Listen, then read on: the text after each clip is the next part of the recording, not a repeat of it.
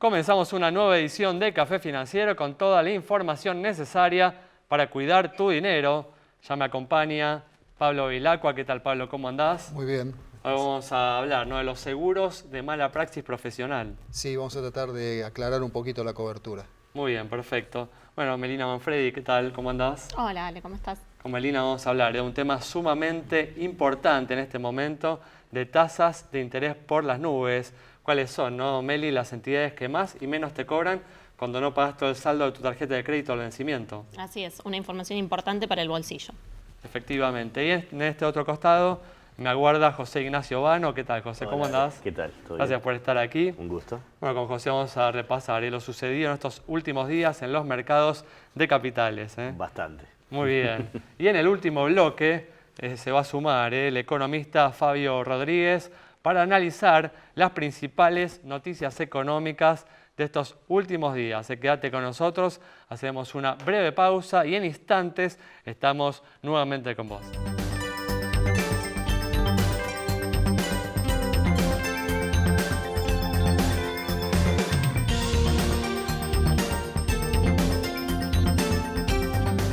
Muy bien, arrancamos con la actualidad económica, porque bueno, en este contexto de fragilidad económica que estamos atravesando desde las PASO, hubo en estos últimos días algunas señales de que el pánico, ¿no?, generado por la victoria de Alberto Fernández en ese evento electoral estaría cediendo levemente.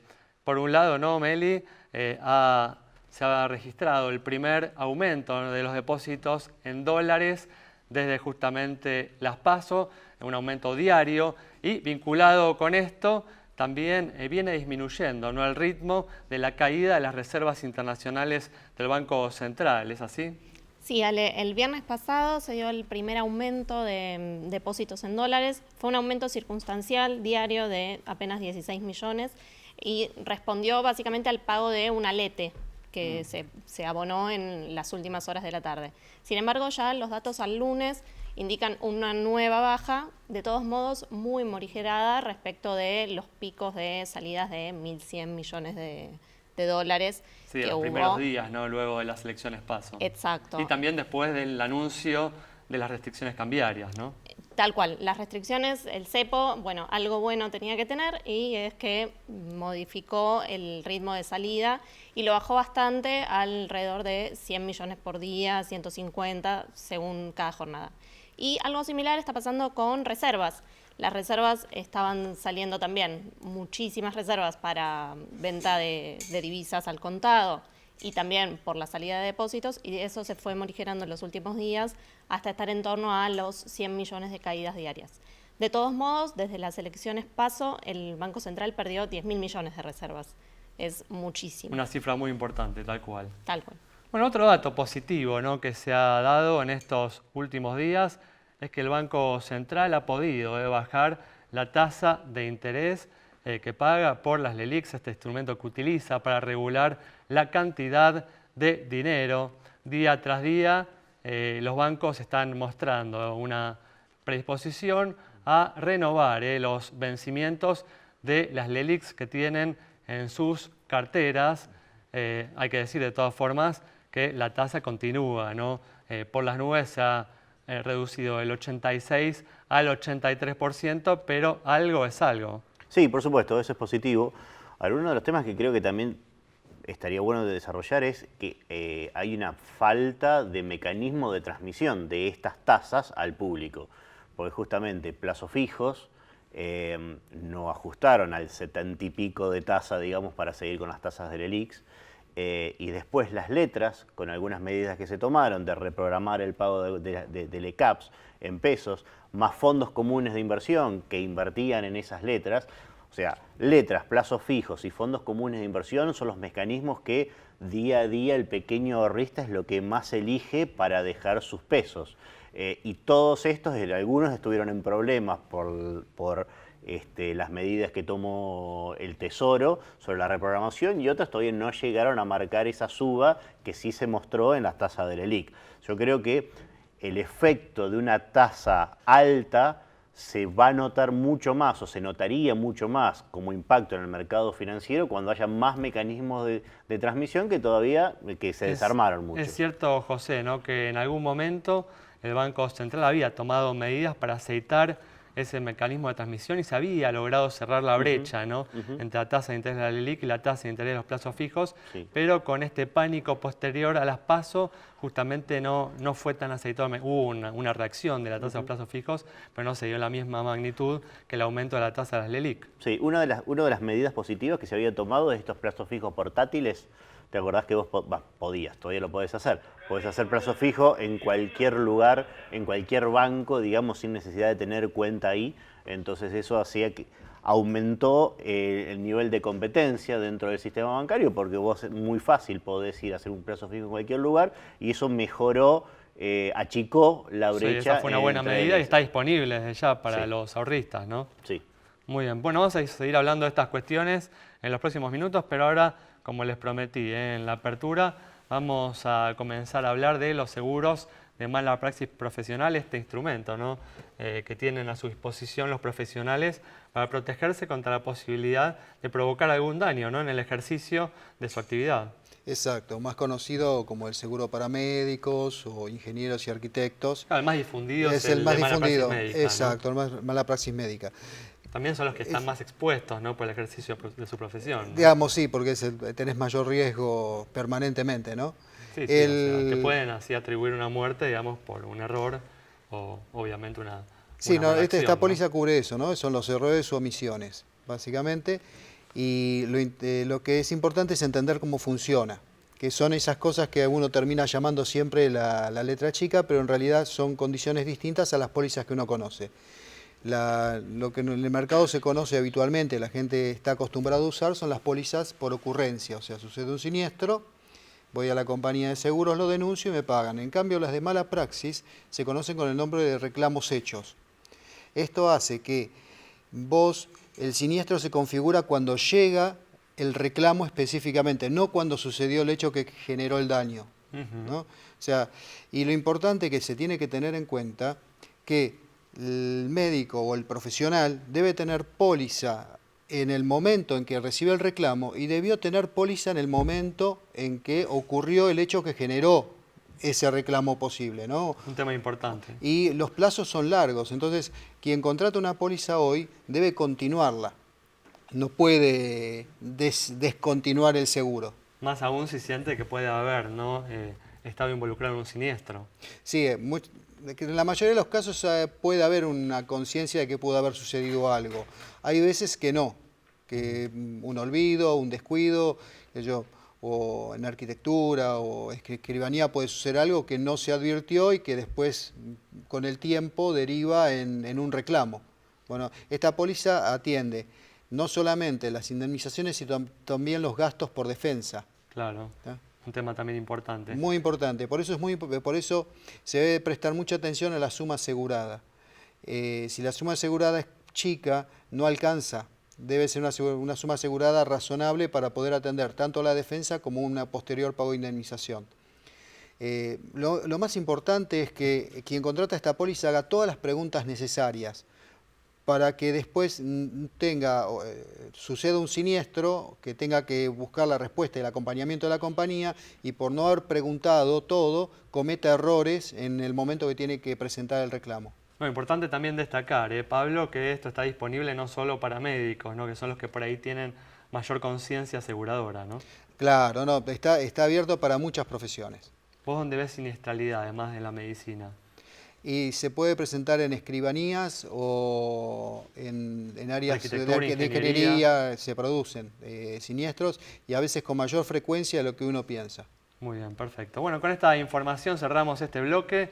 Quédate con nosotros. En instantes estamos de regreso.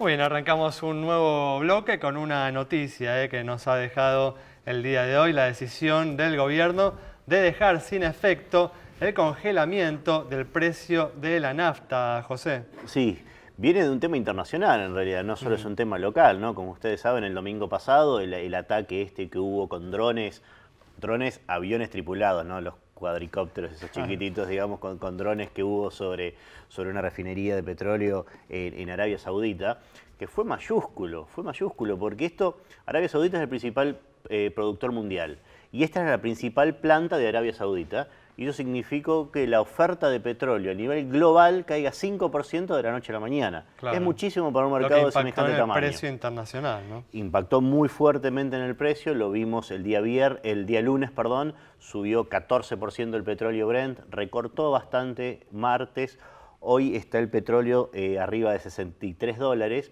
¿Y por qué contamos todo esto? Porque el acuerdo que tenía el gobierno con las petroleras es: te vamos a pagar el petróleo $59 el barril, cuando ahora está a 63, y además te lo vamos a pagar a un tipo de cambio de 49 pesos con 50, cuando estamos 7, 8 pesos arriba. Sí. Entonces, acumulando los dos efectos, tenés 25% de desfasaje de lo que hubiese sido en un mercado absolutamente desregulado versus esta situación. Tal cual, una decisión inevitable, digamos. Y las quejas de las petroleras eran cada vez mayores, aparte después vos tenés un inconveniente cuando vas sobre el foco de producción. O sea, Vaca Muerta necesita $4.000 millones por año solamente para mantener el mismo nivel de producción que tiene, porque requiere todo el tiempo ir inyectándole nuevo capital. Si tenés 25% de diferencia, no vas a tener esa inyección de capital. Vaca Muerta de a poquito se puede ir desvaneciendo.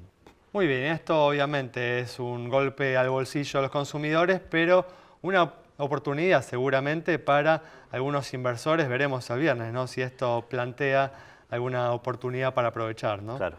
Muy bien, vamos a continuar ahora con un tema sumamente importante, decíamos en la apertura, en este momento de tasas de interés por las nubes. ¿Cuáles son, no, las entidades que hoy más y menos te cobran cuando no pagas todo el saldo de tu tarjeta de crédito al vencimiento? Así es, Ale. El consejo fundamental y que siempre tratamos de dar desde acá es pagar el total del resumen a la fecha de vencimiento. Más en un momento como este, ¿no? Tal cual. Ahora bien, hay gente que por diferentes razones no puede pagar el total y cae en lo que nosotros en la jerga decimos revolving, que es financiar saldos pagando el mínimo de la tarjeta. Las tasas para financiar saldos están, como vos decías, por las nubes. Y acá tenemos que hacer 2 o 3 consejitos que pueden ayudar al bolsillo. Por un lado, siempre tener en cuenta los bancos públicos tienen mejores tasas que los bancos privados. Las tarjetas bancarias siempre van a tener mejores tasas que las no bancarias, y también es importante, si vamos a tomar la financiación que nos ofrece la tarjeta, poder comparar con quizá otro tipo de financiación, como puede ser un préstamo personal, y ver cuál tasa es más conveniente y también qué plazo me ofrece el préstamo personal y qué plazo la tarjeta. Dicho todo esto, vamos a ver las entidades que más y menos nos cobran por refinanciar saldos. Vamos primero con las que menos cobran. Son totalmente dominadas por los bancos públicos, como decíamos, con la excepción quizá de Credicop, que también está en esta lista. Tenemos tasas que van del 48.23 en Tierra del Fuego hasta el 88.37 en bancos como Credicop, Banco Provincia, Banco de Santiago del Estero y el Banco Municipal de Rosario. El Banco Nación no está entre estos 10 que menos cobran, pero igualmente tiene una tasa bastante competitiva de alrededor del 92%. Si bien no es de los que prácticamente subsidian la tasa, porque si miramos las tasas de esa placa, estamos por debajo del valor de una LELIQ. Entonces, tal cual. Si bien no está entre los más baratos, el Nación, que tiene buena cantidad de clientes, tiene una tasa conveniente. Uy, ahí viene la parte más dura, ¿eh? Y ahí viene la parte más difícil, que es la de los bancos que más nos cobran. En ese sentido tenemos, la tasa del industrial, que está en 211,22, un poco cara. Sí, elevadísima, elevadísima. Después sigue Banco Sáenz con 197,15, Banco Hipotecario, que es una entidad bastante grande, con 172. Después varias compañías financieras que, como decíamos, suelen tener tasas un poquito más altas que los bancos. Y entre los bancos quizá más conocidos están también Supervil, Comafi e Itaú, con tasas de entre 153 y 138%, también bastante elevadas. En el medio de todo esto hay otros bancos también mayoritarios como el Santander, el Galicia o el francés, que tienen grandísimos parques de tarjetas y tienen tasas de 130, 110 más o menos. Que bueno, es un dato importante porque son los bancos que más clientes tienen de tarjetas.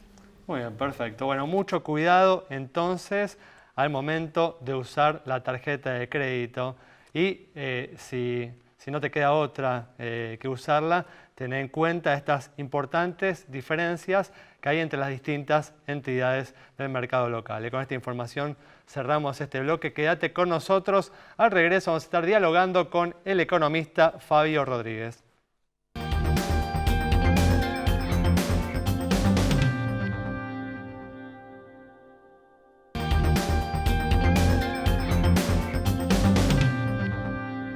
Ya estamos aquí con la presencia del economista Fabio Rodríguez para analizar las principales noticias económicas de estos últimos días. ¿Qué tal, Fabio? ¿Cómo andás? Hola Alejandro, ¿cómo están? Gracias por estar una vez más aquí. Por la invitación. Y hablábamos, ¿no?, en el primer bloque que en estos últimos días se registraron algunas señales positivas, como el primer incremento de los depósitos en dólares del sector privado tras las PASO y también, bueno, una reducción en el ritmo al que venían cayendo las reservas internacionales del Banco Central. Fabio, ¿a qué atribuís estas señales de calma que se han visto en estos últimos días? No, bueno, a ver, primero coincido, es una noticia favorable, positiva, porque al ritmo que se venían perdiendo reservas, que básicamente eran explicadas porque salían depósitos en dólares, no se podía sostener ese ritmo porque salían 500 millones de dólares promedio, ¿no? Teníamos días de picos de 1000, que era una locura, y días un poco más calmos, pero eso era insostenible. Afortunadamente se fue frenando hasta, como vos dijiste, convertir el último dato de depósitos en un dato pequeñamente positivo, de 20 y pico de millones de dólares subieron los depósitos. Lo atribuyo básicamente a que los controles, obviamente es una medida dura que tiene sus consecuencias y daños colaterales en otros aspectos del mercado financiero, pero obviamente están destinados, ¿no? Claro, restricciones cambiarias que están destinadas a justamente poder sostener el tipo de cambio oficial sin perder tantas reservas. El hecho de tener 2 semanas o más con el tipo de cambio oficial estabilizado en torno a 58 el minorista, un poco más, 56 el mayorista, es lo que creo que trajo parte de la calma y la actitud también de las entidades financieras, cuando estábamos en el momento más álgido, más complicado, de poner a disposición y demostrar que los dólares realmente estaban y están. Tal cual, tal cual. Lo que pasa es que cuando suceden estas situaciones de cierta irracionalidad o de cuasi pánico, bueno, es difícil, la gente quiere verificar que sus dólares están y los quiere tocar, llevárselos hasta quedarse tranquilo e inclusive quizás después volverlos a depositar. Por suerte estamos en esa fase de apaciguamiento, pero acá agrego un poco la situación es que hay que seguirlo viendo y corroborando. Es una situación frágil, como decimos semana tras semana. Más semanas todavía de ver que no solo estemos en cero, sino que ojalá retornen depósitos en dólares, que digamos una salida que fue una locura. 30% se perdió del stock de depósitos en dólares que teníamos el viernes previo a las PASO, ¿no? De todas formas, no sé si vas a coincidir conmigo.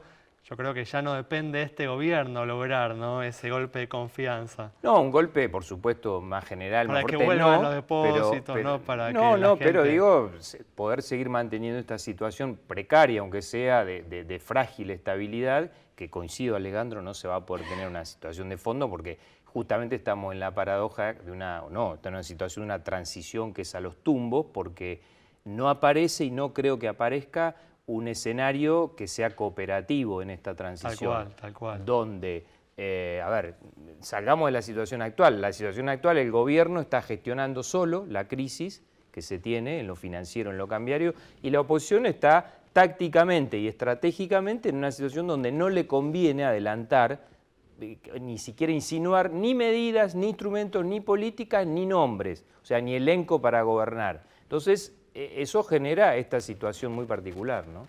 Tanto es así, Fabio, que el candidato a presidente, Alberto Fernández, señaló, ¿no?, en los últimos días que no le parece positivo el debate presidencial, ¿no? Justamente tiene que ver con esta intención aparente, ¿no?, de él de ocultar lo más posible cuáles son los planes que tiene. Sí, ¿no? sí, ocultar, pero no hay incentivos para revelarlos porque bueno, todavía se está en el momento de la competencia electoral y bueno, la actitud la hemos visto y las manifestaciones son, bueno, gobierna obviamente el oficialismo y tiene su turno hasta el 10 de diciembre y en todo caso después del 27 sí, creo que pueden aparecer más incentivos si finalmente se consagra lo que la mayoría creemos por los números que hicieron en las PASO, la presidencia de Alberto Fernández, sí, quizás después del 27 acelerar un poco más en el sentido de rumbo que podría tomar la gestión o el modelo económico y los nombres o el elenco con el que se encarna esa administración. Me parece que eso va a contribuir. Los datos que estamos esperando todos, ¿no? Exactamente. Hola Fabio, ¿cómo estás? ¿Cómo te va? Te quería preguntar dos cosas un poco relacionadas. Primero, vimos un dato de inflación muy malo en agosto. ¿Qué estás esperando para septiembre, los meses que siguen? ¿Terminó el traspaso a precios de la devaluación? Lamentablemente no va a ser el peor dato, vamos a tener peores datos por lo menos en el mes que estamos transcurriendo y básicamente producto de que el efecto pleno de la devaluación pegó sobre la segunda mitad del mes de agosto y como la inflación se computa como un promedio del mes, el efecto sí lleno o pleno lo vamos a tener en el mes de septiembre, donde inclusive ya hay algunos datos adelantados, los primeros 15 días de septiembre con respecto a los primeros 15 días de agosto ya están arriba del 5%, ¿no? Lo cual me parece que es una inflación bien complicada, va a ser la de septiembre, a lo que, bueno, ustedes agregaban y hablaban sobre el efecto ahora también, lamentablemente, que coincide esta decisión de tener que soltar el precio de la nafta, que eso obviamente es una presión indeseada sobre lo que va a ser el índice de septiembre, ¿no? ¿Y cómo viste las proyecciones que propuso el gobierno en el presupuesto que presentó esta semana? ¿Las ves posibles, probables, aspiracionales? Realmente me parece que son bosquejo muy preliminar sobre la necesidad de, te diría, cumplir con la formalidad, que presentar algún número con la fecha que impone la normativa, pero veo como un tema que tiene que pasar a ser un debate ya prácticamente de cara al nuevo gobierno, donde obviamente tendrá mucho que ver con qué tipo de política económica, programas y demás, en la parte más importante, lo fiscal, lo monetario, lo cambiario, se lleven adelante y en base a eso me parece tener números que respondan a la orientación de política económica que va a tener el nuevo gobierno, ¿no? Otro hecho positivo estos últimos días, también lo mencionamos en el primer bloque, es que el Banco Central pudo reducir, ¿no?, en estos últimos días la tasa de interés que paga por las LELIQs, ¿no?, por este instrumento monetario, del 86 al 83%. Sí, ¿no? muy marginalmente, pero bueno, ¿cierto? Sí, ahí tenemos también una trampa, ¿no?, porque se necesitaría obviamente ir más rápido en esa situación de tasa de interés en cuanto a la baja, pero obviamente tenemos controles justamente porque se tuvieron que poner control en el mercado de cambio para que los pesos no vayan masivamente tampoco a presionar sobre las reservas y sobre el tipo de cambio. Ahí tenemos un problema, seguimos teniendo un problema que también se hace extensivo a lo que pasó con el refinanciamiento, reperfileamiento de letras, ¿no? Porque eso dañó severamente las posibilidades para el propio sector público de volver a tener crédito. Sí, entonces hoy si hubiera pesos de mayoristas, de empresas que quisieran tomar algún instrumento en moneda local, prácticamente es imposible porque el repudio a las LECAP, como se llaman técnicamente este instrumento de deuda corta en nuestra moneda, quedó absolutamente vapuleado. Entonces ahí hay un problema porque esos pesos que puedan tener empresas, inversores grandes y demás, van a seguir presionando las cotizaciones alternativas que tiene el tipo de cambio, como la llamamos contado con liquidación o dólar blue o lo que sea. Y eso es un problema, porque esa brecha va a ser la magnitud diaria que se va a ir mirando de la profundización o no de la confianza o de la desconfianza, ¿no? Y el indicio de cierta expectativa de evaluación para el futuro, ¿no? Muy bien, Fabio, muchas gracias. Nos vamos rápidamente, nos quedamos sin tiempo, ¿eh? Nos reencontramos el próximo viernes a las 19:30 aquí en Metro.